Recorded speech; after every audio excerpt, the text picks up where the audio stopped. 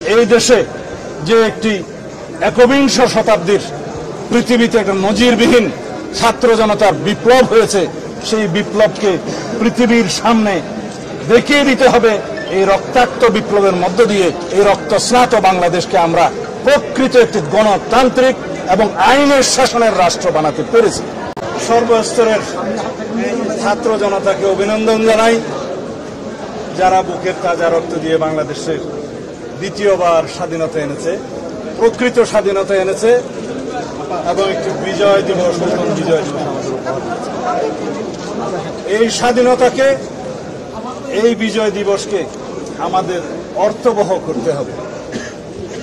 এই দেশে সুষ্ঠু গণতান্ত্রিক কাঠামোগুলোকে আমরা সুন্দরভাবে সংস্কার করে একটি প্রকৃত গণতান্ত্রিক রাষ্ট্র হিসাবে এই দেশের জনগণকে উপহার দিতে হবে।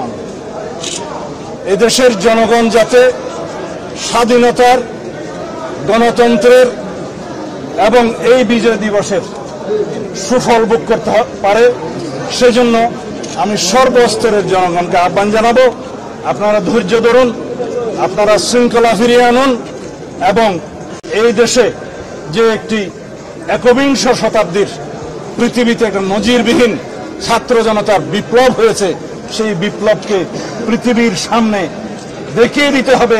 এই রক্তাক্ত বিপ্লবের মধ্য দিয়ে এই রক্তস্নাত বাংলাদেশকে আমরা প্রকৃত একটি গণতান্ত্রিক এবং আইনের শাসনের রাষ্ট্র বানাতে পেরেছি। যদি আমরা আইনের শাসনের কায়েম করতে পারি, আইনের শাসনের রাষ্ট্র বানাতে পারি, সর্বস্তরের সমস্ত সাংবিধানিক প্রতিষ্ঠানগুলো, গণতান্ত্রিক প্রতিষ্ঠানগুলোকে যদি আমরা স্বাধীনভাবে নিরপেক্ষভাবে যদি কাজ করতে দিতে পারি, তাহলে 18 কোটি মানুষের ঘরে ঘরেই সেটার সুফল যাবে।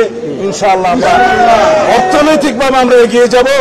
এই দেশ মেরুদণ্ড শির দাঁড়া করে পৃথিবীর সামনে বলতে পারবে আমরা বীরের জাতি, আমরা রক্ত দিতে জানি। এই পৃথিবীর মানুষের সামনে প্রমাণ করতে হবে এই জাতিকে কেউ দমিয়ে রাখতে পারবে না। আমরা বহিঃশত্রুর আক্রমণ থেকে এই দেশকে রক্ষা করব ইনশাআল্লাহ। আভ্যন্তরীণ ষড়যন্ত্রকারীদের কাছ থেকে যাতে এই রাষ্ট্র হেফাজত থাকে, সেজন্য আমাদের সতর্ক থাকতে হবে। এই মুহূর্তে আমাদের সবচেয়ে বড় দরকার আমরা সবাই ধৈর্য ধারণ করি, শৃঙ্খলা ফিরিয়ে আনি, সমস্ত জায়গায় আইন শৃঙ্খলা পরিস্থিতির উন্নতি করি এবং আমরা যেন সকল গোষ্ঠীর, সমস্ত ধর্ম, বর্ণ, দল, মত নির্বিশেষে সকলকে সমভাবে যেন আমরা সমদৃষ্টিতে দেখি এবং এই দেশের সকলকে আমরা বাংলাদেশী হিসাবে যেন আমরা তাদেরকে মূল্যায়ন করি এবং দেখি। এখানে আমরা সবাই যে ধর্মেরই হোক, যে গোত্রেরই হোক, যে বর্ণেরই হোক, আমরা সবাই স্বাধীন সার্বভৌম বাংলাদেশের সমান। সুতরাং কোন একক রাজত্বের জন্য, একক শাসনের জন্য, কর্তৃত্ববাদের জন্য যারা বাংলাদেশের রাজনীতি করবে তাদের কোনো জায়গা এই দেশে হবে না।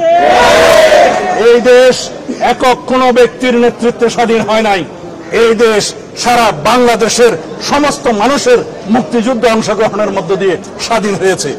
স্বাধীনতা কোনো একক দলেরও হতে পারে না, কোনো একক ব্যক্তিরও হতে পারে না। এই মুক্তি, এই বিজয় আমাদের সকলেরই, আমাদের সকলকে এই দেশকে হেফাজত করতে হবে। বাংলাদেশ জিন্দাবাদ।